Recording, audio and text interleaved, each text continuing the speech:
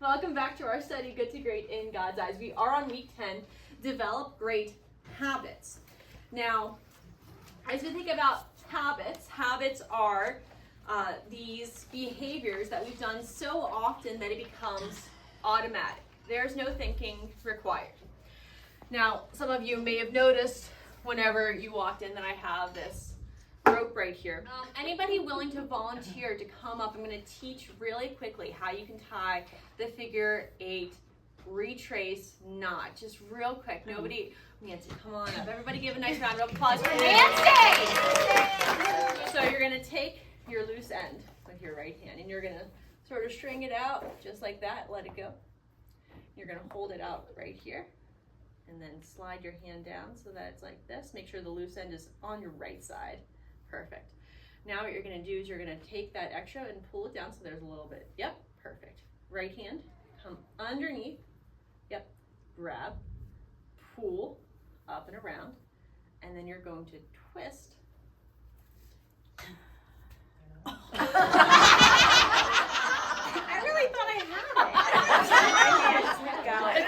it. It's not a magic trick, I promise. That was really spectacular. I was not expecting. I was not even expecting. Oh, I missed. Okay, I'm back here. So you have to do it is you have to once you're like this, you're gonna grab and then twist. Oh, you Twist. twist. Yeah. I missed the twist. Now, if I was at the top of a wall and I was doing something like this and I said, okay, now for the bowline knot, do I have it faced in the right way? Hold on. It's gotta go this way. Hold on, guys. Hold on. We'll go to figure it out. And you're about to tie into this. Now, even if I tied it perfectly while I was saying all of those things, would you feel confident? No. Whenever somebody's climbing with you, you want them to have practiced what they're doing enough for those motions to be seamless and smooth, for them to know exactly what they're doing so that you can sort of trust your life on it. This is, the same thing is true with any sport or activity. Like soccer, you do dribble drills so that whenever you receive the ball, you stop and then kick. Even instruments, there was a time whenever I picked up the viola and I was in in 4th grade. I was 9 in 4th grade. And, the noises that came out of that poor little student viola. Well, not the best, right? Because I wasn't familiar with the movements. I wasn't in the habit of producing beautiful. I didn't know how do you do this and this at the same time. It was hard. Now, in our own lives, habits, they can take a set of sort of stilted, fragmentary actions and weave them together into a beautiful symphony. Consider, adults make between 33,000 to 35,000 choices each day, from tiny habits to major plans. Now, how they come up with this number, I do not know. I found it on the internet, so it has to be right? Even if you say, well, Mariah, that seems like far too many. Well, there's a lot, right? There's a lot of decisions that we make every day. Those daily decisions, what to eat, where, and watch. Well, there was a study that was done in Great Britain, and they estimated that it takes up to 2.5 hours each day to make just those smaller decisions, like the amount of time that you're spending on these daily tasks. Because making those decisions, let's be real, it requires willpower, brain energy, time. In fact, it can require so much of your brain energy that if you make too many throughout the course of a day, you can develop something called decision fatigue. Anybody like, oh, I've experienced this. You don't even need to define it. I'm in. Where you start making just bad choices because your brain isn't equipped anymore. It's just like, I'm tired. I don't have what it takes to do the next thing. And so we come again to habits. Those actions, those behaviors that you take without needing to think about it because it's become instinctual. It's become part of your character. Chip Ingram describes them as conduits of grace. Now, the problem, couple problems, those habits that, would take those 9 different practices that we've covered throughout the rest of the book and take them from sort of choppy motions where you're like, now I can't, I'm not making fun of Nancy because she did this fabulously, where you're like,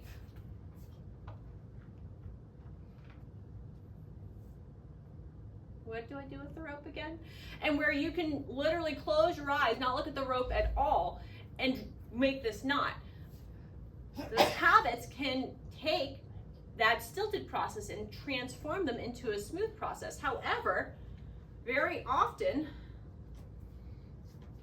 we don't have those habits for we just don't form any habits at all. And sometimes if we do form habits, they'll be bad ones. You don't need to raise your hand right this second, but anybody have a habit or two that you've developed in your lifetime that wasn't such a great one? Pause.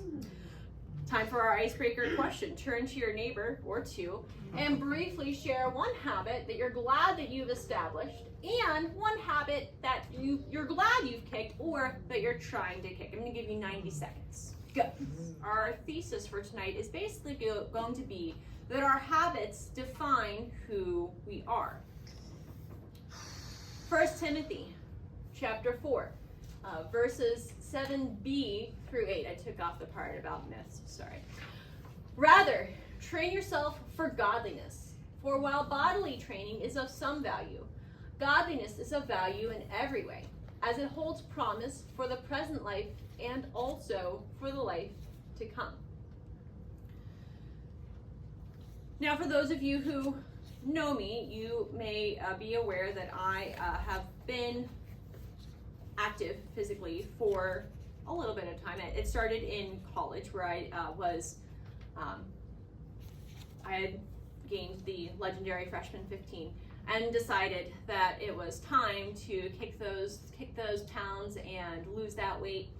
And I had multiple roommates, and one of my roommates had also decided to start working out, but she was more disciplined than I was about the mornings. And so I was like, this is perfect. And I said, Hannah, I need help getting up in the mornings because then and now I despise with a burning passion the mornings. In fact, my alarm will go off and my brain doesn't hear, oh, my alarm's going off. My brain registers it as a threat and says, make it stop, make it stop. And I just flail wildly until the alarm noise stops. And so I can't be held liable for anything that happens in the morning. My brain doesn't work.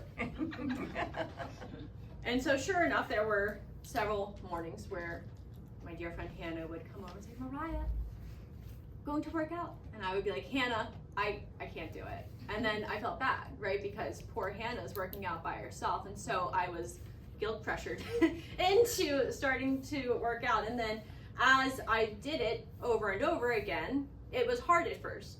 And then it became not necessarily something that I enjoy, but it became a habit. And then I just started doing it, and now I do enjoy it. It helps my back pain and everything. So I'm like, yay, working out.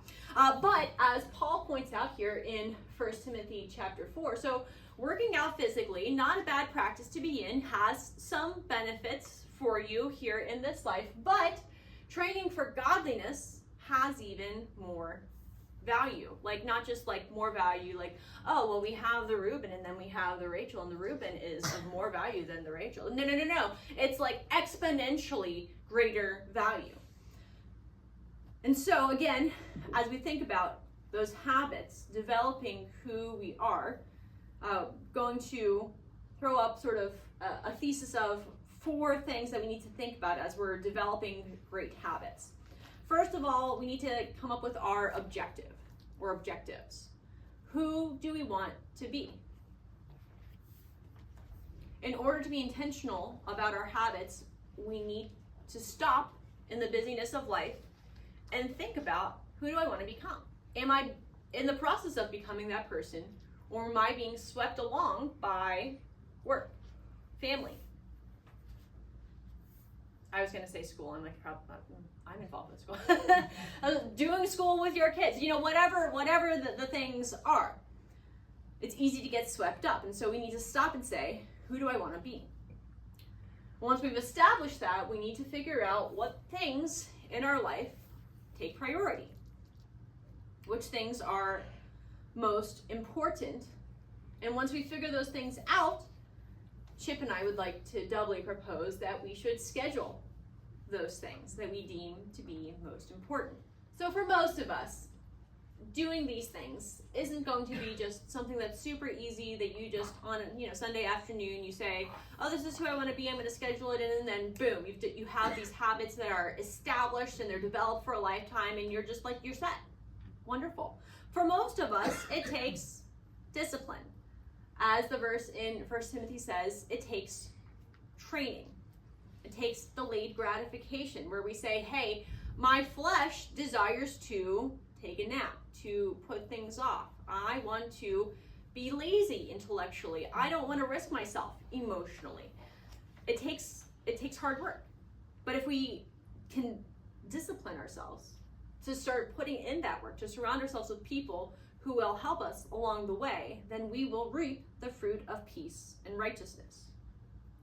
So I'm going to review the list of 6 principles that Chip proposes in the video and book about the habits that he thinks are strategic. And we're going to be sort of weaving in as we talk the practices that we've been covering in the last 9 weeks as well. So these habits, again, help to make those practices become a part of the rhythm of your daily existence, so that it's not just like, today I'm gonna make great sacrifices.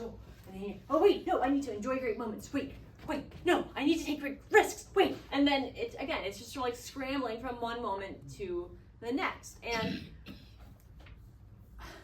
I'm just gonna be honest with you guys. If we don't make those pre-decisions and we don't say, I'm going to put myself, as Paul says in 1 Corinthians, that we beat metaphysically, we beat our bodies, we subject it to discipline. Then whenever the pressure comes, whether it's we're tired, whether it's a kid's acting out, whether it's somebody asks us a question, we're not ready for it, the instinct is going to be to dodge, to relax, to evade. But if we put in this work and we train ourselves so that our habits are to respond the way that God has called us to, then our instinctive reaction will be to respond in a nature of character of an ambassador of the King. And before we go through this list, I do want to pause again, and one caveat for both the lesson and the series as a whole. Remember that this isn't about earning God's love.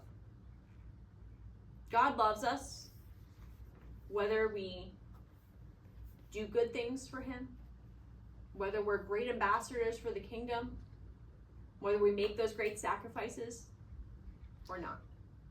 Because there's nothing we could do to earn his love. It's a gift, freely given. And all we have to do is to receive it. And so these lessons aren't about earning favor in God's eyes. But once we've accepted that gift, and we're in that relationship with him, we're in his kingdom, we are ambassadors of the kingdom of light and of love and of peace and of joy, then I hope that our hearts are stirred to want to give back in gratitude, in love, to reach out to the world that is hurting, right? Our world is dark. And so what makes a bigger impact? Mediocre Christians who are just sort of meandering along? Or Christians who are leaning in? And so, develop great habits. Principle of priority. We talked about priorities in general, but the first principle is to put God first. God is the top priority. We almost shouldn't need to say it out loud, but we will, because you know what they say about those assumptions, right? Matthew 6:33 says, "But seek ye first the kingdom of God and his righteousness, and all these things shall be added unto you."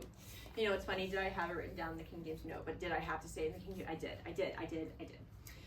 Now, practically speaking, what could this look like in our lives? Well, first of all, it could just look like the simple act of day by day, when we wake up, how are we meeting with God? Do we meet with him first? Now, as somebody who has already self-confessed that mornings are not my strong suit, I will admit that mornings are never like my best time to give to the Lord, right? Mornings are like, they're really bad. They're really awful. My husband talks to me in the morning and I'm like, please don't talk. Please don't say words. Please. I just need the silence. But even so, if we can take even a little bit of time, so if you're like me and you're like, mornings aren't my thing, if we take even a little bit of time to talk to the Lord, to hear from him and his word, doesn't that set our day on such a different trajectory than if we just 2 feet jump in, we're running our agenda, our thoughts, we're on social media, or we're all stirred up, we have no idea what's going on? Not to say that we can't meet with God later. Some of us do our best work late at night. Lord made me a night owl and I'm here for it. But again, that first part of the morning, there's something special about spending that first part of your day with him. And that's not the only way that we can put God first. There are other habits, of course, but that's just one way that we can implement this principle of putting God first. Next, we have the principle of transformation, and Chip's little phrase here is take out the trash. Now, I am going to end our PowerPoint share over here, and I'm going to open this link. I apologize in advance.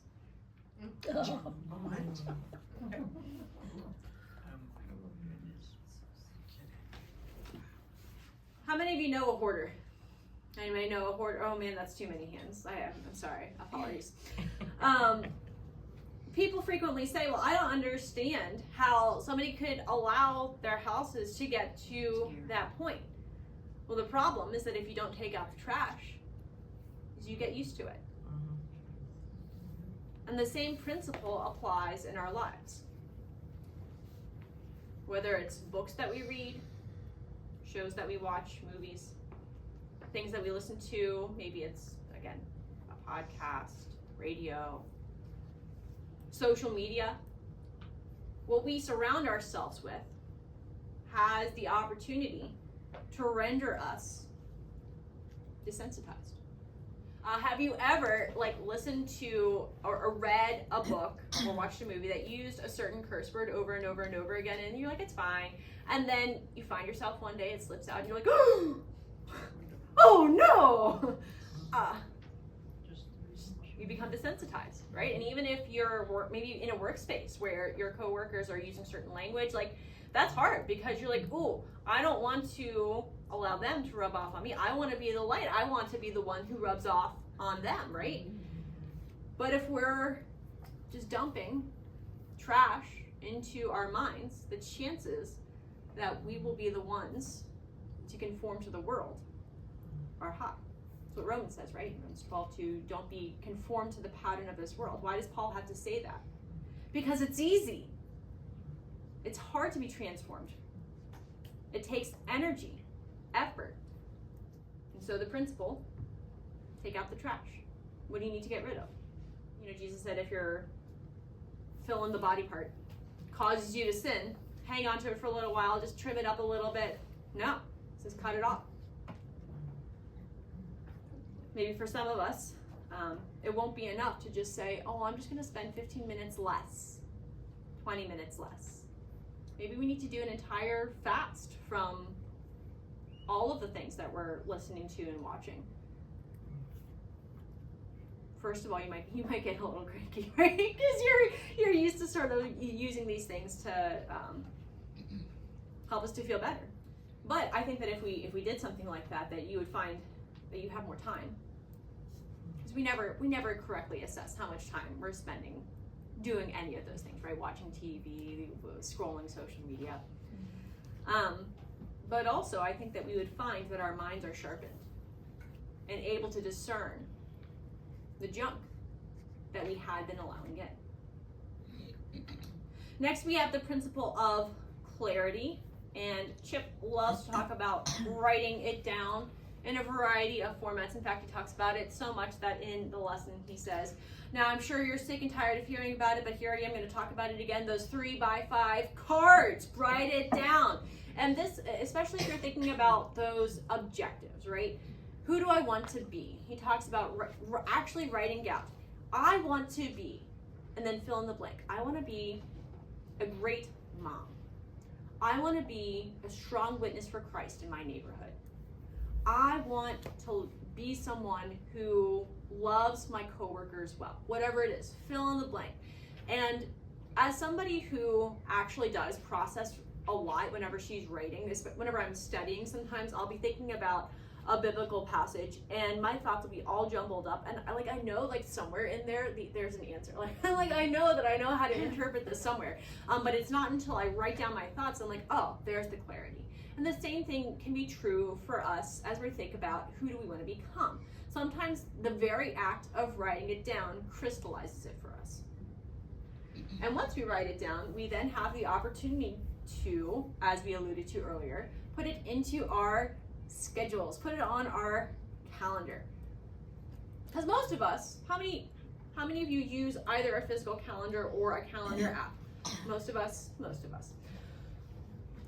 You have things like your doctor's appointments, maybe a birthday party at someone's house, things like that, vacation.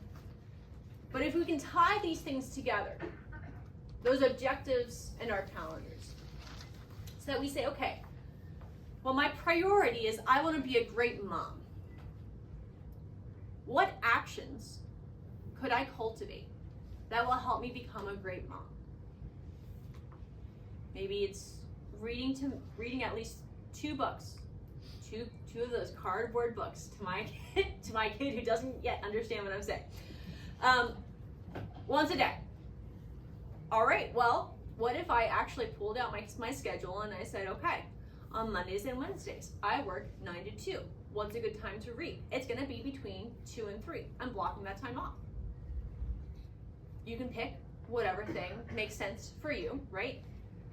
But aren't you much less likely to rush through your day if you see, oh, I have an appointment. What's that appointment? Oh, that's that thing that I wanted to prioritize. That will help me become the person that I want to become. Instead of just, again, the temptation is to just rush through the day. And then the day's over. And you've done a lot of stuff, but maybe not the things that will help you cultivate the character that you're striving to become. Next, we have to-do lists. How many of you like to do lists? You're just like, that just, bless you people. I want to like to-do lists, and every time I get a new planner type of thing, I use it for like 3 days, and then I'm like, that was a good try. That was a good try. However, whenever I have a lot to do, and especially if I'm doing multiple Bible study things, and we're prepping for a meeting, and I have another meeting over here for a different thing, and then I have all this work stuff. There's a lot going on in my head, and I start to feel overwhelmed. Nothing helps to ease that anxiety like writing it all down and saying, okay, now I can see it. Now it's not jumbling up in my head. I know what I think needs to happen. Now I can prioritize the thing that is most important. Instead of,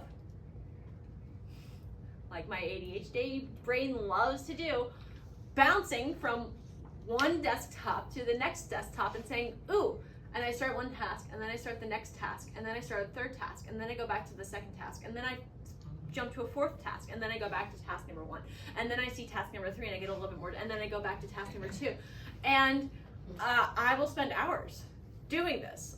Unfortunately, my brain just loves to jump from activity to activity, unless I say, what is the most important thing? You must get this done. This is the most important thing. You will close everything else except for this one thing. Work on this. This is what needs to happen, because this is what the Lord has called you to first. Last, we have journaling, and we've talked about journaling again before, but it's about reflection. there's nothing, I think, more encouraging than, and whether you're doing this with a written journal, or whether you're doing this with friends, family, looking back and seeing how God has worked. 2 months ago, you said this situation is impossible. This is the hardest thing that we've ever gone through. I don't know how we're going to make it through. And then 2 months go by, and you look back and you say, oh Lord, how you provided, how you sustained me. And that's a habit that we can be in, to remind ourselves. You know, the Old Testament is full of the Israelites erecting these memorial stones or these piles of rocks. So, and doing all of these practices, having all these feasts, and you know, they have all these scripted questions where the kids are supposed to ask, yo, why are we doing this? And it's to remember the good deeds of our God. So that's the principle of clarity. Next we have the principle of responsibility. This is one of my favorite principles. It is not, maybe not my top principle that I appreciate, but it is one of them. Luke 16:10 says, the one who is faithful in a very little is also faithful in much. One who is dishonest in a very little is also dishonest in much. Do your own dishes. I worked at a camp once that a lot about the camp was rather screwed up. However, something that I did appreciate is they had this phrase and be like, okay, who's going to own this? Who's going to own it? And it was what we said whenever we're like, okay, this activity needs to get prepared for. Who's going to own it? And be like, okay, that's high rope stuff. That's me. I will own it. So even if it was something that I needed to do specifically, I was saying I will take responsibility for everything that happens at this event. In my household, look, this is a free marriage tip. It has worked well for us.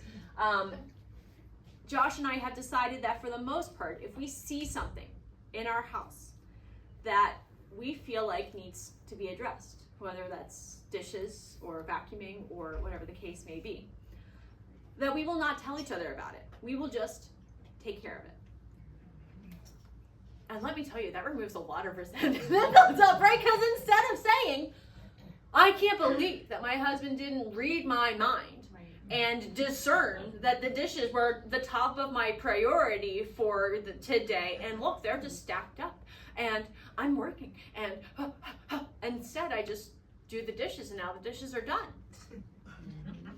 And I'm not mad about anything, and it's great. And he does the same thing. So he sees that, you know, Misty has shed a lot of hair, and he's like, I don't like that. Then he just gets out the vacuum and he vacuums. He doesn't say, Mariah, really, I can't believe that you weren't able to multitask better and keep the baby alive and get the vacuuming. No, he just does it, right?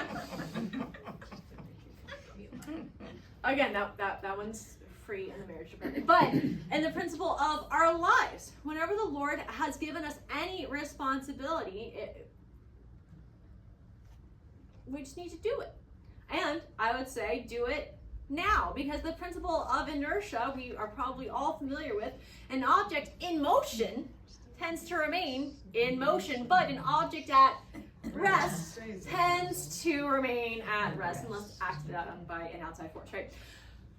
How many, you don't need, again, please don't feel obliged to raise your hand. I will raise my own hand. How many of you have ever come home from something and you're tired, and so you take your bags and you just put them down, and then you look around and you see a couple of piles and you say, but I'm just so tired, and you sort of meander over to the couch and you sit down. Chances that any of that's getting put away that night, in my mind, 0. So but if I'm already standing and I say, okay, I'm gonna give myself 10 minutes, see what I can get done in 10 minutes, well, then it's done, right? The number of times where I have done something like, you know what, I've had a conversation with somebody and I was like, man, they really seem discouraged. I'm going to send them a text. But And then I'm walking away. I'm like, well, it's weird if I send them a text right now. I don't want to send them a text right. Like, I'll send it later. I'll send it later. When do I send it? Never. Never. That was not fair that everybody got that sentence right. But it's because it's a tendency, right? We have this tendency that if we don't do it right away, we will do it never. Somebody asks, hey, will you support me for the youth group trip to Poland? And we say, oh yeah, I'll get to that check later. You know, somebody says, oh, I'm really going through this hard time. And you say, you know what, I will pray for you later. And some of you are good at praying for people later. So I don't want to say, well, if you say that you'll pray for somebody that you never pray for them. But we could pray for them now. Right there. Out loud. What an impact that could make in their lives. Like, not just to know that somebody's praying for you, but to actually hear those words spoken over you, to enter the presence of the living God right there. Don't just do it. Do it now. Final principle that we've talked about, especially last week, the principle of restoration. And Chip's phrase here is to turn it off. And I think, again, primarily thinking about our technology, just because it has such a proclivity to draw us away, to give us that facade, that feeling that I'm getting some rest, but you're really not. You're really not resting. You're just, the brain is worrying. You're actually going to keep yourself up late. It's terrible, right? Mark 2:27 says that Jesus says that the Sabbath was made for man, not man for the Sabbath. It's easy to become, again, caught up in just the things that we do, the technology that surrounds us. But God intends for us to stop, to dwell with Him, and to be restored. Are we doing that intentionally? Do we have that built into our schedule? Or again, do we run around like mad people, frantically racing from thought to thought? And so again, our habits define who we are. They define who we will become. In the video, if you watched it, Chip said that what the world doesn't need right now is nice Christians. What the world needs, and what God has called you to, each of us to, is to be a great Christian in a world of great need, to make a great difference. Now, if you want, you can close your eyes, sit back, relax for a moment. Couple of hypothetical sets of scenarios. Two women, similar situations. First, we have Nicole. Nicole is a woman who has intentionally shaped her habits. Because she's practiced these principles consistently, her responses in everyday situations are almost instinctive. Friday morning, Nicole's boss sends her a text asking for an early meeting. Now, fortunately for Nicole, her habit is to begin her day with scripture before she looks at her phone. So she's not at this point even tempted to rush or panic. She doesn't even know that he's asking for a meeting. So she reads Psalm 16, she prays, and she gets ready for work. When she finally does look at her phone and sees the message, though her heart does give a little flutter, a little bit of anxiety there, she's able to redirect her thoughts to the content of the psalm and enters the meeting calm and centered rather than frantic. Now in the meeting, her boss brings up an order that Nicole put through, and she immediately sees the mistake and she recognizes, that was me. That was my bad.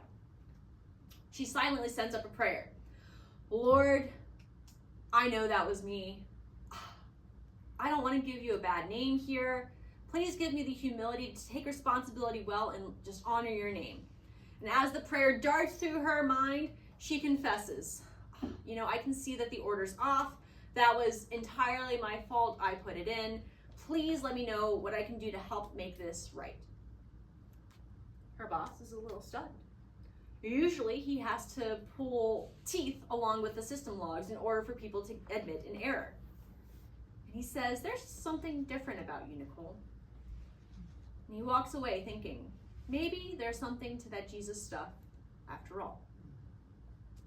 Now during lunch, coworkers begin discussing a popular show.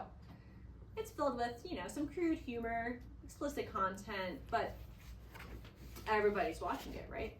Now, Nicole used to watch whatever was trending, but she has built a habit of guarding her mind, filling her mind with content that will build her up. She had been convicted over that previous content. And so she decided, you know what, I'm going to read Questioning Evangelism by Randy Newman. And so she says, you know what, I've been reading this book.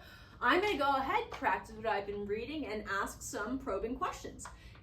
In the process, deftly turning the conversation away from that show and providing an opportunity for her to witness.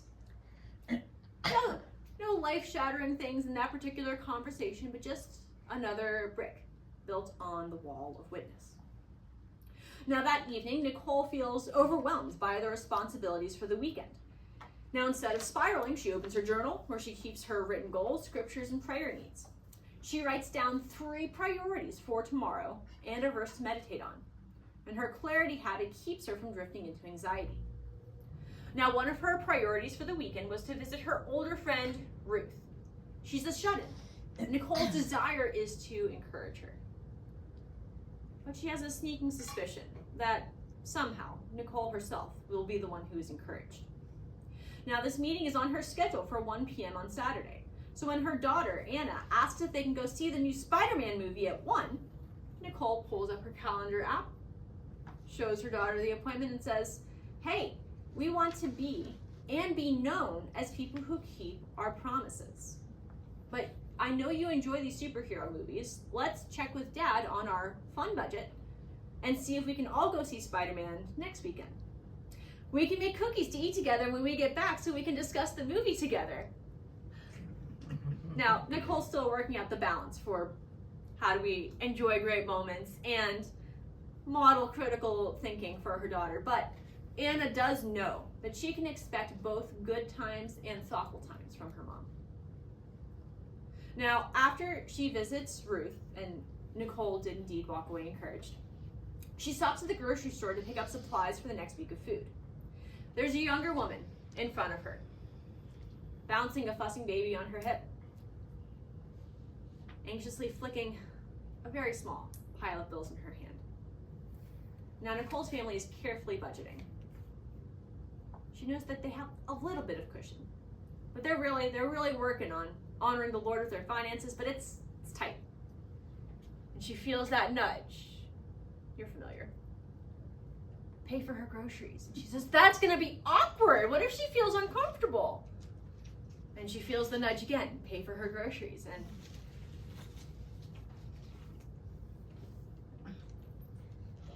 as the cashier announces the total, Nicole steps forward and says, excuse me, I'm so sorry, but I believe that the Lord wants you to know that you're loved today.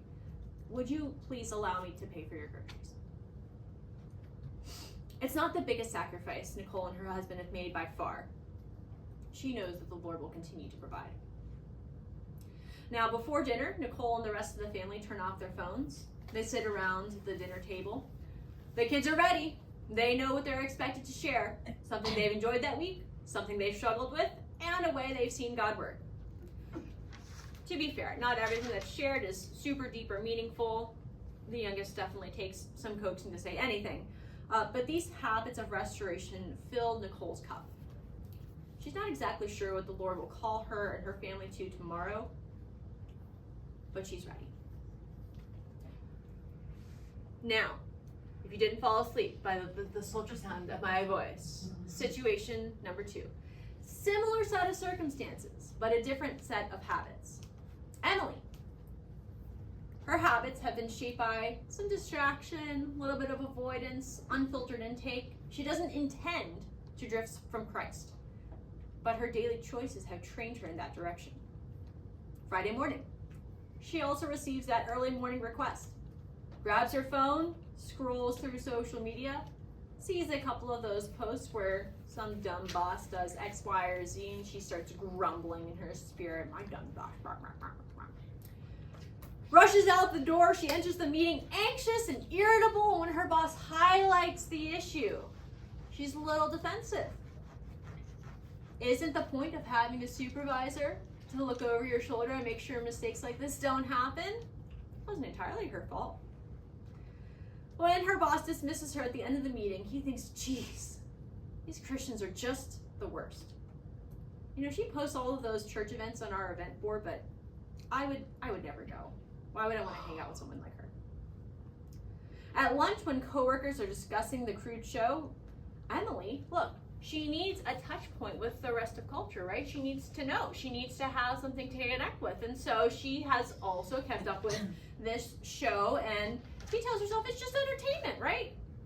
But over time, her mind has become filled with sarcasm and cynicism. And in those conversations, she unloads her frustration about her boss, laying on the critiques and the sarcasm. And while Emily's coworkers give her plenty of sympathy, they also don't see anything different about her. That evening, Emily feels overwhelmed, and so she decides, you know, I had a long day. I need a break. And so she spends an hour deciding what to watch on Amazon Prime. Decides she doesn't want to watch anything after all. Scrolls her phone for another hour, and then goes to bed. Does she sleep well? No. Without a plan for the day, Emily sleeps in. Her kids run in and wake her up, and she yells at them to get out. Of course, doesn't she deserve a little peace for as hard as she works? Emily's kids also want to go see the new Spider-Man. Now, the kids have been watching movies every night this week, but, you know, Emily doesn't really see anything wrong with the content of this iteration of Spider-Man, so she shrugs and says, sure. While walking into the theater, Emily remembers her friend Ashley. Ashley just had her first baby, and she mentioned she would love to have Emily swing by. Emily thinks, you know what, I'll send her a text and I will make this happen. And I'll say something encouraging too. First kid is definitely a hard transition. She's walking into the movie theater. She decides that she'll get to it later. But she never does. After the movie, Emily remembers they don't have any groceries. Oh no, but it's too late to stop at the store and make dinner. They order takeout, eat in the car on the way home. Everyone's watching their own devices. Nobody's talking, but that's normal. Now, before bed, Emily scrolls Instagram.